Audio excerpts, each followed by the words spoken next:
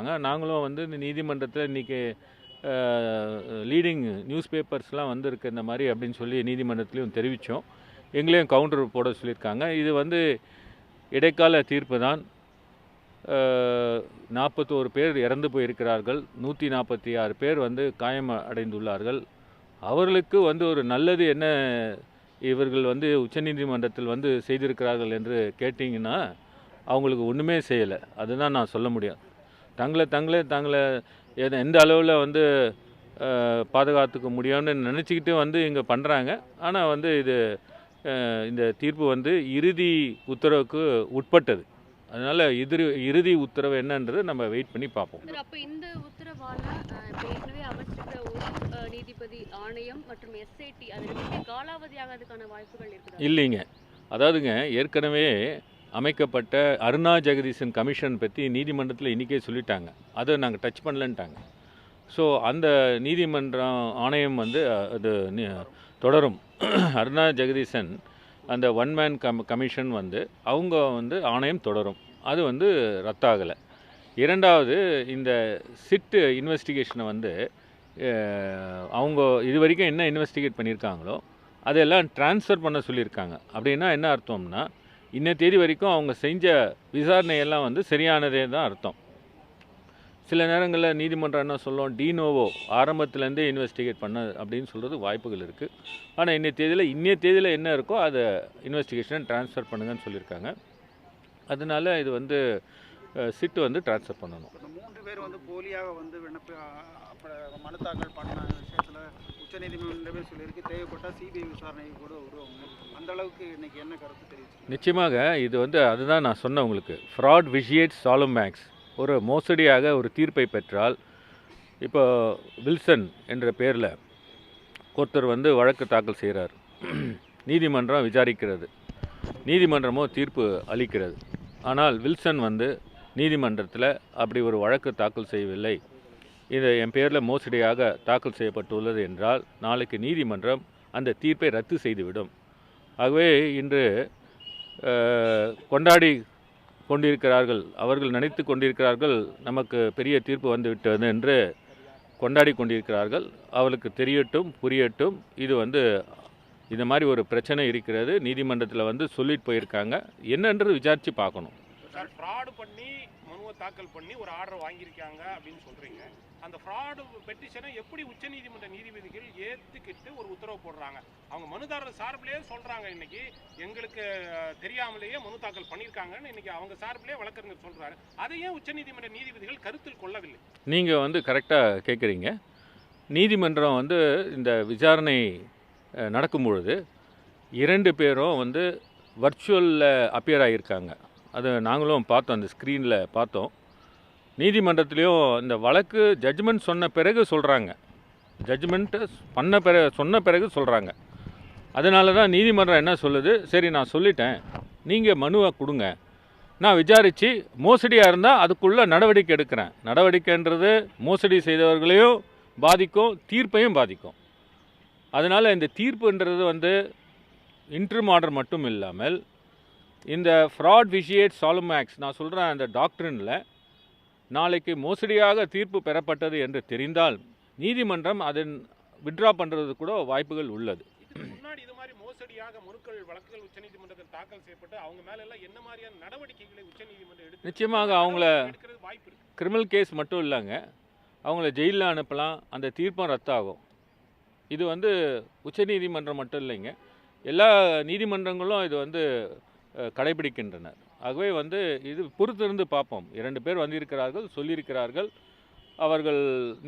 அவருக்காக ஒரு மூத்த வழக்கறிஞர் கூட நீதிமன்றத்தில் வந்து சொல்லியிருக்காங்க. ஆகவே இன்றைய தேதியில் நீங்கள் என்ன பார்க்கணுன்னா, இந்த 41 பேர் இறந்த குடும்பங்களுக்கும் 146 பேர் காயமடைந்தவர்களுக்கும் மற்றும் வந்து யார் யாருக்கெல்லாம் பாதிக்கப்பட்டவங்களோ அவங்களுக்கு என்ன வந்து இந்த உத்தரவால் என்ன பலன், நீங்கள் அதை தான் பார்க்கணும். நீங்கள் இந்த உத்தரவால் அவங்களுக்கு ஏதாவது பலன் இருக்கா? அவங்களுக்கு எந்த வித பலனும் இல்லை. ஏற்கனவே அவங்களுக்கு வந்து அரசால் வந்து 10 லட்சம் ரூபாய் அவங்க வந்து மாண்புமிகு முதலமைச்சர் அன்றைய தேதியிலே அவர் வந்து தூங்காமல் ஒரு ஃப்ளைட்டை பிடிச்சி கரூருக்கு போய் அங்கே இருந்து எல்லா உதவிகளும் செய்துள்ளார். ஆகவே வந்து இந்த 2 நபருக்கும் நான் சொன்ன அந்த 41+146 அவங்களுக்கு இந்த ப்ரொசீடிங்ஸில் எந்த விதத்துலையும் அவங்களுக்கு வந்து உதவியாக இருக்காது. சார் ஏற்கனவே அருணா ஜெகதீசன் ஆணையம் போட்டது, அது விசாரணை நடந்துட்டு இருக்கு, அதுக்கு எந்த தடையும் விதிக்கல. சென்னை உயர்நீதிமன்றம் உத்தரவுப்படி ஒரு விசாரணை குழு அமைக்கப்பட்டிருக்கு. 2 பேருமே விசாரணை நடத்திட்டு இருந்தாங்க. விசாரணை 2 பேருமே தொடர்ந்து நடத்திட்டு இருக்கிற சூழ்நிலையில் சிபிஐ விசாரணைக்கு போட்டிருக்காங்க. இது வந்து அந்த பாதிக்கப்பட்டவர்களுக்கு உதவியாக இருப்பதற்கு காலதாமதம், நீதி கிடைக்கிறது காலதாமதம் ஏற்படுவதற்கு வாய்ப்புகள் இருக்கிறதா? ஏன்னா ஏற்கனவே 2 பேரும் விசாரணை தொடங்கி இருக்கின்ற சூழ்நிலை. அதனால தான் நான் சொன்னேன், அந்த 2 நபர்களுக்கும் அவங்களுக்கு வந்து எந்த விதத்துலேயோ இது யூஸ்ஃபுல்லாக இருக்காது. 1 நம்பர் 2 வந்து அருணா ஜெகதீசன் ஆணையம் வந்து அவங்க என்கொயரி பண்ணிகிட்ருக்காங்க. அவங்க ஆணையம் மிக முக்கியமான ஆணையம். அவர்கள் வந்து யார் மேலே ஃபால்ட் இருக்குது, யார் மேலே நெக்லிஜென்ஸ் இருக்குது அப்படின்றது சொல்லக்கூடிய முக்கியமான ஆணையம். அந்த ஆணையம் இன்றைக்கி வரைக்கும் உச்ச நீதிமன்றம் டச் பண்ணல. அந்த ஆணையம் வந்து அவங்களுக்கு பாதிக்கப்பட்ட அந்த நபர்களுக்கு என்ன அவங்களுக்கு ரிலீஃப் இருக்குது, என்ன அவங்களுக்கு என்டைட்டில்மெண்ட்டு, இது அவங்க சொல்லுவதற்கு அதிகாரமும் உள்ளது. ஆகவே தான் சொன்னேன், இந்த உச்ச நீதிமன்ற தீர்ப்புகள் வந்து யாருக்கு சாதகமாக யாருக்கு வந்து கொண்டாடக்கூடிய நபர்கள் வந்து நிச்சயமாக வந்து அங்கே பாதிக்கப்பட்ட மக்களுக்கு எந்த விதத்துலேயோ வந்து அவங்களுக்கு யூஸ்ஃபுல்லாக இருக்காது. இந்த தீர்ப்பு வந்து எந்த விதத்துலையும் அவங்களுக்கு யூஸ்ஃபுல்லாக இருக்காது. தங்களை தாங்களே காப்பாற்றிக்க கொள்ள வேண்டிய ஒரு கட்டாயத்தில் இருப்பவர்கள் வந்து இது தற்சமயமாக டெம்பரரியாக அவர்களுக்கு வந்து ஒரு ரிலீஃப்னு நினைக்கலாம். பட் வந்து இது subject to final orders. Sir, ஏற்கனவே நடிகர் விஜய் வந்து சிபிஐ ஒன்றிய அரசினுடைய கைப்பாவையாக செயல்படுதுன்னு முன்னாடி பேசியிருக்காரு. இப்போ அந்த சிபிஐ விசாரணை எப்படி ஏற்றுக்கிறாங்க? அதுதான் எங்களால் புரியல. இப்போ இன்றைக்கி ஆதவ அர்ஜுனா வந்து அவர் சொல்லிட்டு போகிறாரு, சிபிஐ எங்களுக்கு விக்ட்ரி எங்களுக்கு அப்படின்னு சொல்கிறாரு. தேவையில்லாமல் மற்றவர்களுடைய பேர் அவரெல்லாம் இழுக்கிறார். அவர் மேலே ஏகப்பட்ட கேஸ் இருக்கிறது. அவர் அவ்வளோ கேஸு ஃபேஸ் பண்ணிகிட்டு இருக்காரு. இவ்வளோ நாளாக கரூருக்கும் செல்லவில்லை, எல்லாம் ட்விட்டர்லேயோ இதுலேயோ மீடியாவில் தான் வந்துட்டு இருக்காங்க. இந்த சிபிஐ கேட்காதவர்களுக்கு ஏன் சிபிஐ வந்து விட்டது என்று கொண்டாடுகிறார்கள்? சிபிஐயே அவங்க வந்து மனுவில் கேட்கல, அவங்க வழக்கறிஞர்களும் சிபிஐ வேணான்னு தான் சொல்கிறாங்க. ஆகவே இதெல்லாம் பார்த்திங்கன்னா இந்த வழக்கு, இந்த உத்தரவு இவங்க பெறப்பட்டது உண்மையிலே யாருக்கு மக்களுக்கு பயன்படுமான்னு தான் நீங்கள் பார்க்கணும். இது எந்த விதத்தில் பாதிக்கப்பட்ட மக்களுக்கு பயன்படுமான்னு பார்க்கணும். எங்களை பொறுத்த மாட்டில் நீதிமன்றம் என்ன சொல்கிறதோ அதை நாங்கள் வந்து செய்து கொண்டிருக்கிறோம். நீதிமன்றத்தில் இப்பொழுது வந்து எங்களுக்கு பர்மிஷன் கொடுத்துருக்காங்க, கவுண்டர் ஃபைல் பண்ண சொல்லி கவுண்டரும் போடுவோம்.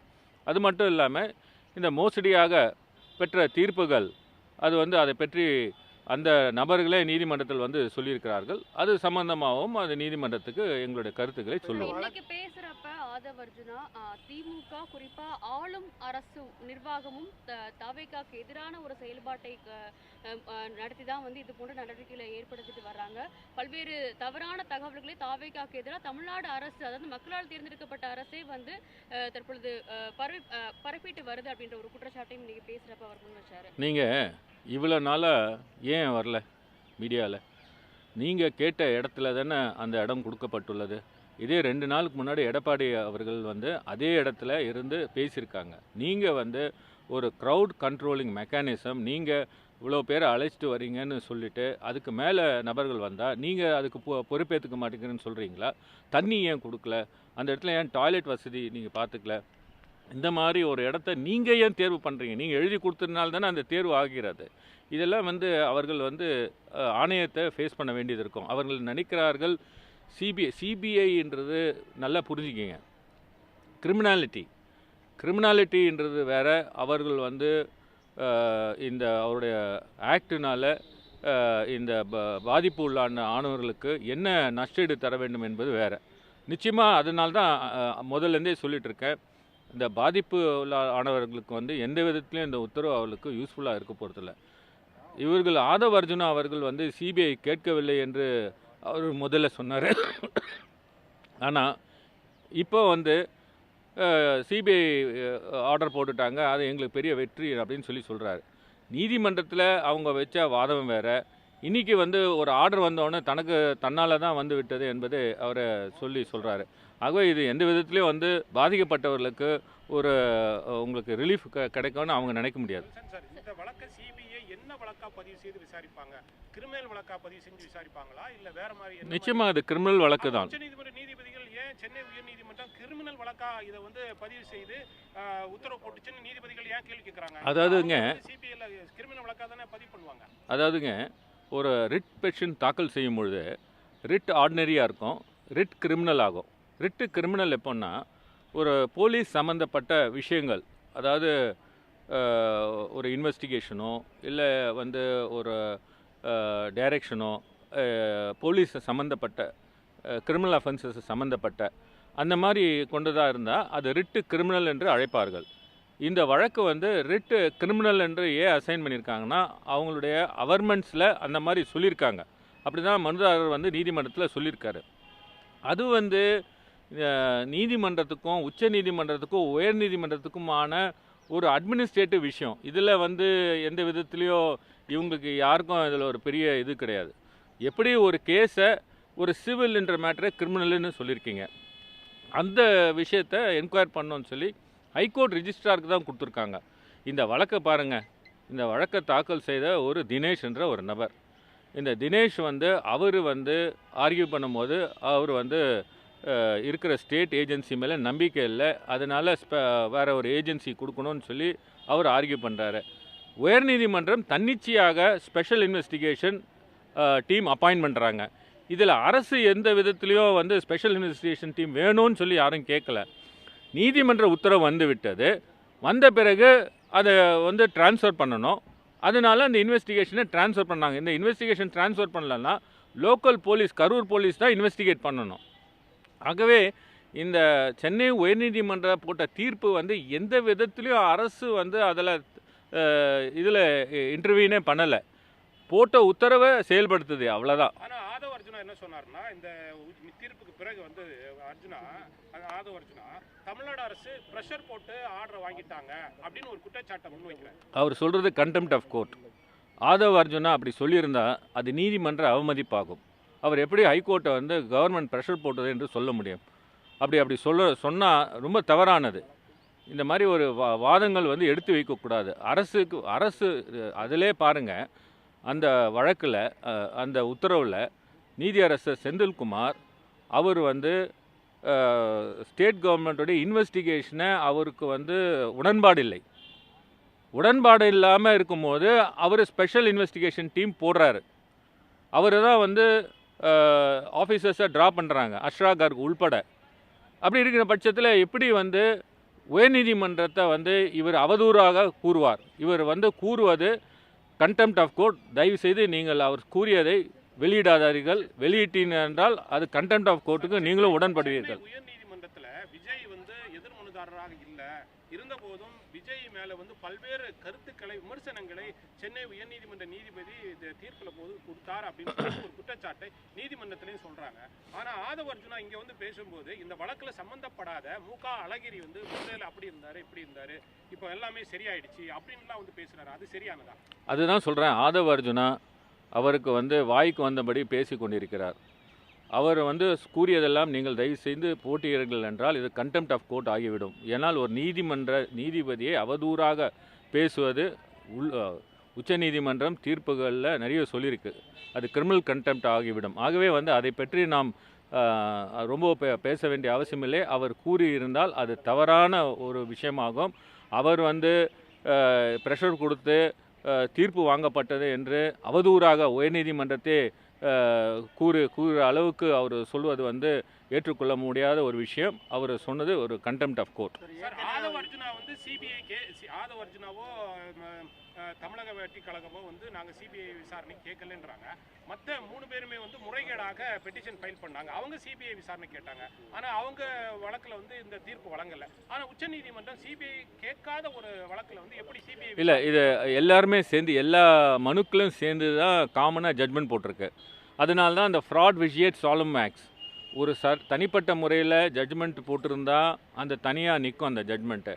பட் இதில் போடாத நபர்கள், நீதிமன்றத்துக்கு வராத நபர்கள் பேரில் தாக்கல் செய்யப்பட்ட ஒரு வழக்கு அது தீர்ப்பு ஆகியுள்ளதால் இந்த கான்செப்ட், இந்த டாக்டரின் அப்ளை ஆகும். எனிவே நீதிமன்றம் வந்து அதுக்கு ஒரு பர்மிஷன் கொடுத்துருக்காங்க. அது சம்பந்தமாக நீதிமன்றத்தை அணுக சொல்லியிருக்கிறார்கள். நாங்களும் அதுக்கு நீதிமன்றத்தை அணுகுவோம். சார், ஏற்கனவே இப்போ சிபிஐயில் வந்து கோர்ட்ஸ் இல்லை, நாடு முழுவதும் பல வழக்குகள் நிலுவையில் இருக்குது. அப்போ இந்த வழக்கும் வந்து விசாரணை பல மாதங்களுக்கு தாமதமாகிறதுக்கு தான் இவங்க சிபிஐ கேட்குறாங்களா? நான் அதனால தான் சொன்னேன், இந்த உத்தரவு வந்து எந்த விதத்தில் பாதிக்கப்பட்ட மக்களுக்கு அவங்களுக்கு நீதி கிடைக்கும்னு இதை கொண்டாடுறவங்க தான் சொல்லணும். நன்றி, வணக்கம். உடனுக்குடன் செய்திகளை தெரிந்து கொள்ள சன் நியூஸ் பெல் ஐகானை கிளிக் பண்ணுங்க.